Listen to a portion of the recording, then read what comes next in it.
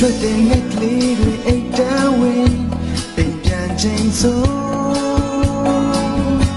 ညာပြီးမဲ့ထွက်တဲ့ငက်ကလေးတွေအသံလေးကဟိုဒီပေါ်လာ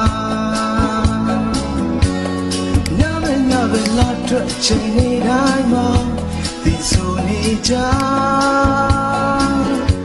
တတမ်းထားတဲ့ချိန်လေးတွေခတ်တိုးတော့ဒီဆိုတာ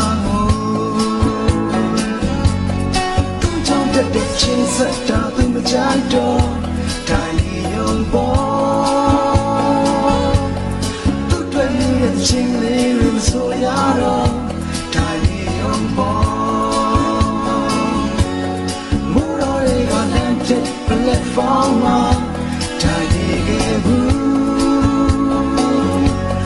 ရုပ်ပဲတော့မဆောင်တွင်နဲ့ခင်းနိုင်တိုင်းသူပါ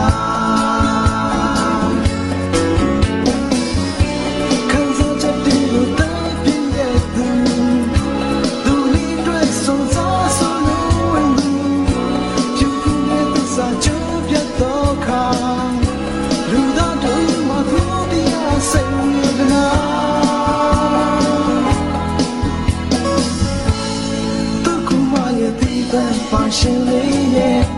ပြောပါရဲ့လား